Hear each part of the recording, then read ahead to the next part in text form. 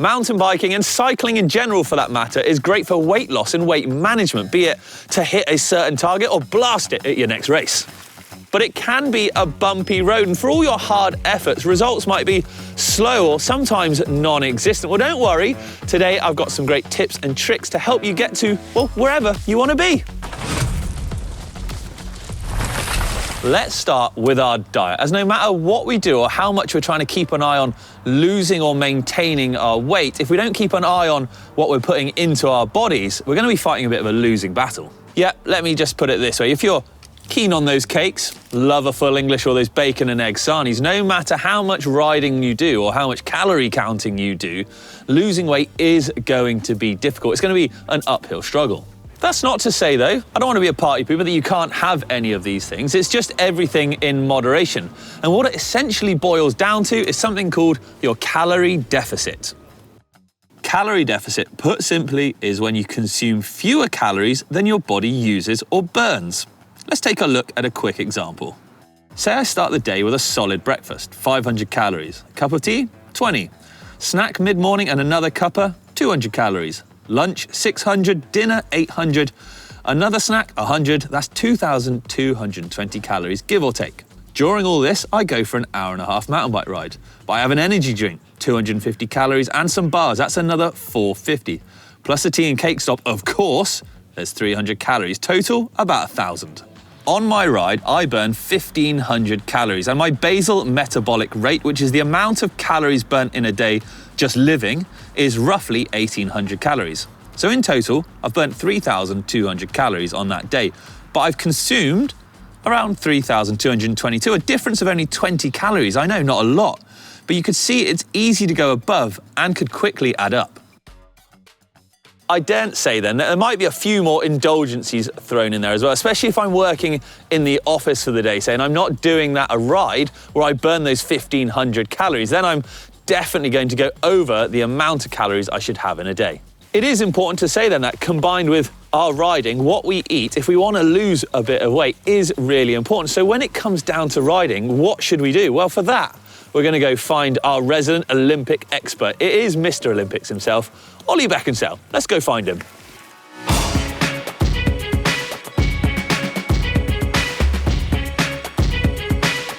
Oh, welcome back to the woods. Good to have you on, buddy. Now, before we dive into the latter part of the video, I want to touch on sort of the benefits of losing a little bit of weight, not just for cycling, but life in general. We're going to start with wear and tear. Yeah, I mean, if you think if we're a little bit lighter, a bit less load on the joints, I think for most mountain bikers, probably a bit less load in the back. And I think just in general on the bike, if we're a bit lighter, less stress on the arms, we have to hold a lighter body when we're descending. So I think and it's not just for racers, I think it's for all of us. Gotcha. Right, now let's throw some other terms out there where other areas it's going to help. We've got FTP. Yep. Power to weight, watts per kilo, right? Yeah. All of these kind of tech jargon. So FTP, functional threshold power. Yep. Essentially an effort you can sustain for X amount of time, right? About 40 to 60 minutes. What power could you hold? So if we were lucky enough to suddenly click our fingers and be in Morzine, what could you hold? What power could you sustain for that mountain up to the top? Okay. And then watts per kilo, it's that threshold power. So basically it's where you go from being efficient to inefficient. Right. So if we hit a climb and we're working too hard, we start going over that FTP or threshold power. You'll tell because you lose control of your breathing, you lose out of breath. Really inefficient. You'll last about 10 minutes at that period. If you ride below that threshold power, you can last for an hour. Okay. So it's a big cut-off. But that's linked to power to weight. So that's where the watts per kilo. So all these things are tied in together, right? Yeah, so it's how fit are we, your power you can produce for an hour. Okay. And also then how heavy are we? And that's your bike and yourself. So if we're a little bit lighter, it means we're going to climb more efficiently, we're going to climb easier or longer, whatever you're trying to, or if you're in a rush, faster. You know, if we're doing a 3-hour ride, me and my mates riding around South Wales, if we are a little bit lighter, we can climb a bit easier.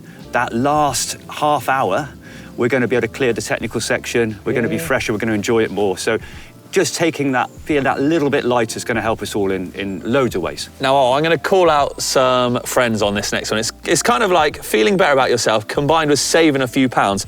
They will spend God knows how much money trying to make their bike lighter, when actually if they just cut down on the cakes, maybe, you know who you are, boys, it has the same effect. Yeah, so if we're looking at that power to weight, it's not just us, it's the complete package bike as well. So you are right, if we take some weight off our bike, that's going to help, but probably an easier way, definitely more cost-effective way, is to take that 100 grams off us. You know, instead of spending 600 quid on the carbon cranks to take the 100 grams off the bike, a little bit of weight loss from us is going to help that power to weight ratio just as much. And be better for the bike, and you feel better about yourself. It's a winner. It's a win.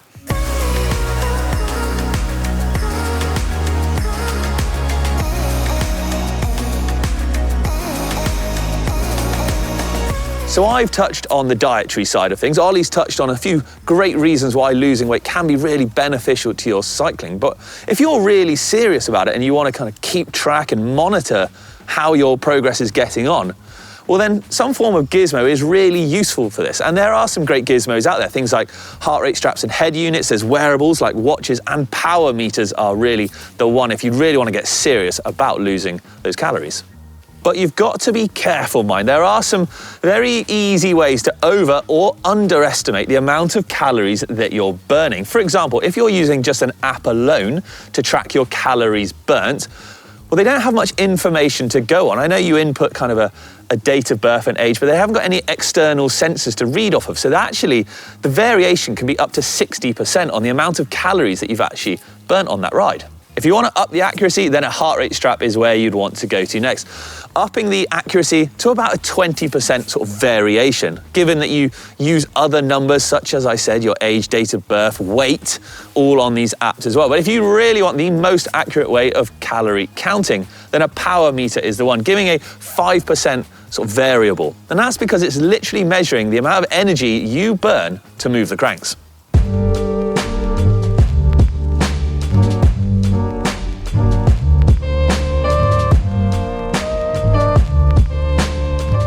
The minefield continues as well, because food labelling is actually only legally required to be within 20% accurate of its caloric content.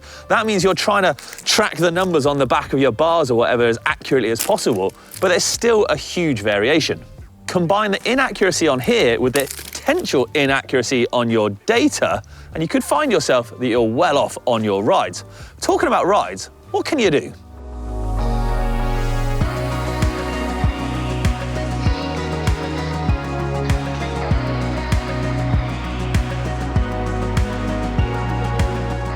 So you talked before about calorie deficit. So there's a couple of ways we can achieve that in our ride. So we can either go harder in a ride, or we can ride for longer. Those are our two options, really. Right, so if we're gonna go harder, that's sort of a high intensity session, right? Yeah, so if you've got, most of us are a bit time crunched. So say, for example, you've got 3 1-hour rides a week, and we're trying to burn more calories.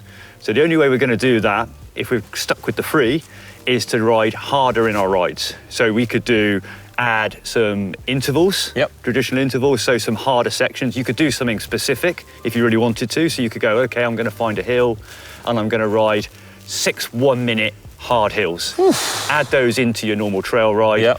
You're gonna burn more calories, you're gonna work harder, and therefore you're gonna achieve that deficit. Also you're gonna do as well is when we're doing something intense, we're causing some muscle damage. So you could have some sprints or some overgear work. That muscle damage that you feel maybe in the evening or the next day, that takes quite a lot of calories, extra calories, to repair. Okay. So that's going to also help that calorie deficit. So not just burning more in the ride, we're burning more to repair. To repair and after the ride. So that's going to help when it's double. And then the other option we've got, of course, is to do more. So we can ride a little bit extra each week than we normally do, and just do more hours on the bike. Are we talking like 2, 3, 4-hour rides? I don't think it has to be anything too time specific. I ride about 3 hours a week. So we said before about riding harder in those 3 hours. I could also maybe try and get 4 or 5 hours. And we're talking consistently, so over a week or over a month. And it's those longer, steadier rides when we're riding at a steady pace. And what I call a steady pace is where you can still have a conversation. It's like a zone 3? Zone 2, zone 3. Okay. When you're there, you're burning a large quantity of body fat as well. It's not just the sugars. At a steadier ride, we're actually burning fat itself as a fuel source. Okay. So again, that's a really nice, efficient way of making ourselves healthier and losing weight. So doing a bit more each week, and the key is being consistent. So it's not just 1 week where we get carried away, but it's more over a long period of time.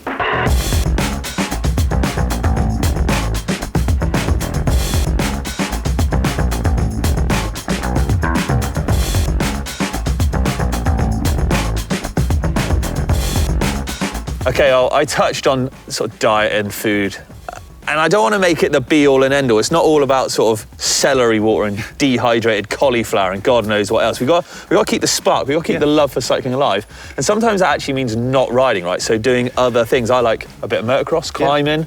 That keeps it interesting for me. And I think the most important thing with fitness in general, and definitely weight loss, is all about consistency. Okay. So what we don't want to do is go absolutely bonkers for a month. Yeah. Like, say, trying to eat really healthily, trying to ride more, and then, like, say, lose the love for it, and then have a month where we do very little and put the weight back on again. Okay. That does nothing. Consistency. Consistency is the key with all kind of training and definitely weight loss as well. So I think if we talked about that calorie deficit, calorie burn, so just doing a bit more of moving. That could be on the bike. It could be on a nice mountain bike ride if the weather's great. But like you say, it could be another sport, it could be some gym work, it could be a run, it could be going and playing football, it could be anything that just increases that calorie burn. But again, if we're riding a bit less, trying to do some other stuff to maintain that calorie burn each week is really important.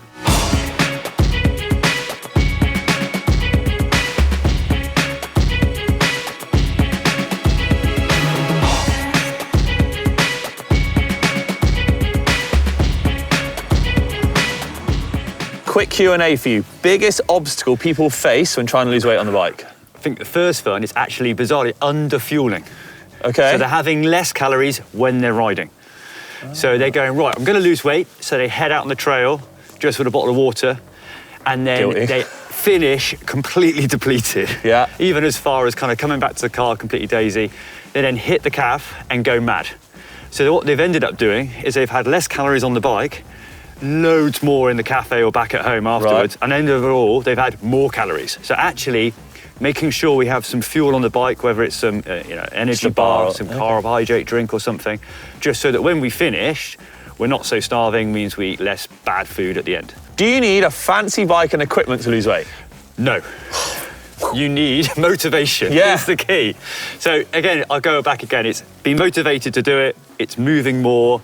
It's making some slightly better food choices. It's being consistent with your training. But the big thing, motivation. Does weight even matter if you're not competing? If you're not an XC racing snake? Yeah, I mean, obviously, for your XC World Cup guys, that power to weight ratio, that's what it's all about. That's kind of a really big deal. But I think for everybody, just enjoying your riding a little bit more, feeling more nimble on your bike, just feeling better at the end of that long ride, I think it's essential. I think it's important for everybody, not just the racers. I think it knocks into your day-to-day life as well, then, doesn't it? Just doing day-to-day things, right? Yeah, and I think the big thing I think for the mountain bike is at that last end, we all get to that last climb and the last big descent on an epic ride. You know, the best days you can have on a mountain bike.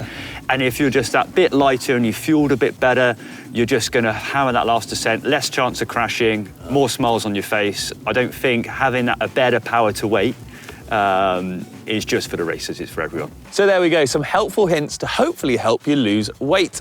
But remember, it's all about just having fun, getting out on your bike. Put that above everything else, because that is what is most important. But thank you very much for watching. Thanks to Oli for being in this video as well. Always a pleasure to have him. And until next time, I'll catch you later.